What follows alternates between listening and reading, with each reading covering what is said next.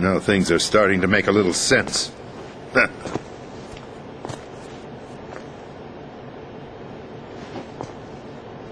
Switch over to nano-communication so nobody can listen in. Yes, sir. Do you read me, sir? Yes. Mr. President, it's my understanding that the terrorists have managed to input the code sequence necessary for launching a nuclear strike. That's correct. I punched the sequence in myself. You're working for them? If you asked me 2 hours ago, my answer would have been yes. Right now, they're keeping me alive until my vital signs are reconfirmed. They betrayed you? I wouldn't quite put it that way. I wanted power. They sought destruction. But why stoop to terrorism? I wanted absolute power. But you're the president. You have power. No, I'm just a figurehead. What? I don't have any control. The real power is in the Patriots' hands. The Patriots? The truth behind this country. I'm not surprised you've never heard of them. Very few are aware of their existence, even among those with code word clearance. Huh? Politics, the military, the economy, they control it all.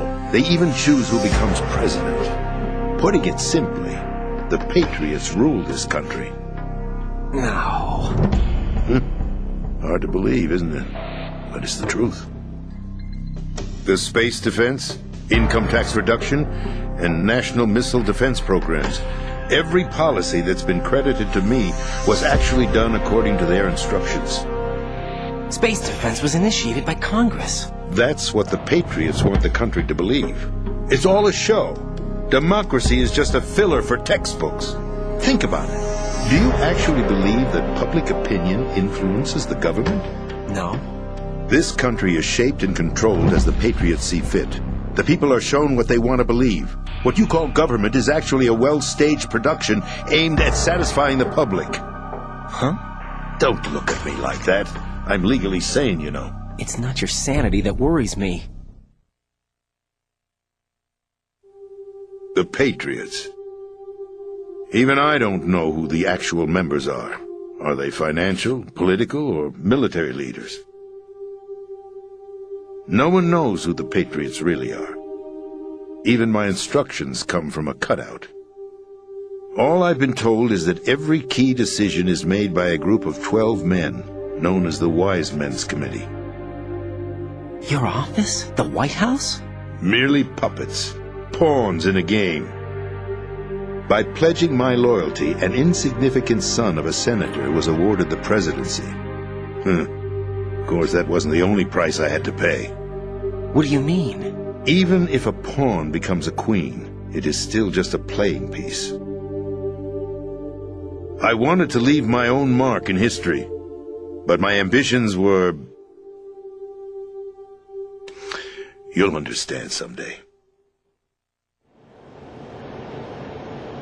I wished to be a member of the Patriots. I wanted to wield the power of a king instead of being an expendable pawn. And that justifies acts of terrorism? Yes. I'd intended to use the new Metal Gear as a bargaining chip. Bargaining chip? But I underestimated Solidus. He actually wants to challenge the Patriots, even if it means the destruction of the world. What are you saying? Whether you believe it or not, the balance of power rests in the hands of the Patriots. They regulate the country's various interests through controlled presentation, staging a drama that is palatable to the general masses. Can you imagine what would happen if they ceased to function? Picture a massive political vacuum, a space that every powermonger will try to fill for their own greedy ends. I'm talking about an unregulated power struggle, panic, civil war, chaos. Like it or not, the Patriots is an organization that must continue to exist. So you changed your mind because you wanted to avoid global chaos. Exactly. When I told Solidus that I wished to prevent disaster, he replied that pawns can never become players. And who is this Solidus? My predecessor, George Sears. That was the name the public came to know him by. I knew him by his code name, Solidus Snake. He was the third snake, preceded by Solid and Liquid, a survivor of the Les Enfants Terribles project. Neither solid nor liquid, he was a well-balanced masterpiece that the Patriots saw fit to entrust with the presidency. However, he fell out of grace with the organization 4 years ago. When acting on his own, he started an incident. 4 years ago. Shadow Moses. That's right. At the time, the DARPA chief, Donald Anderson, together with certain influential parties, initiated the development of Metal Gear Rex and an advanced nuclear warhead. However, this did not fall in line with the Patriots' plans. What's more, Solidus decided on his own to send his most trusted man, Ocelot, to provoke Liquid Snake, bringing about the said incident. As a result, he succeeded in obtaining Rex and the data on the warhead. But in doing so, he ended up revealing the existence of both Rex and the Genome Army, a blunder that earned him the wrath of the Patriots.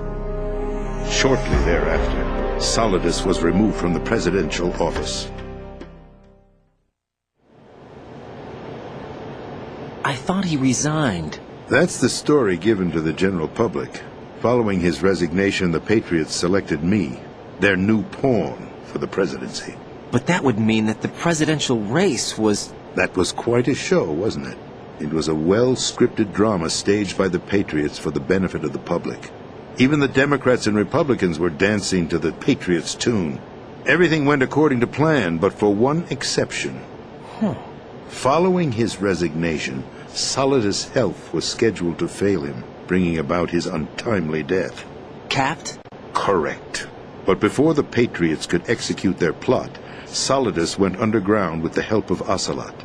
As he avoided pursuit, Solidus gained control of Dead Cell, winning over Colonel Golukovich's outfit.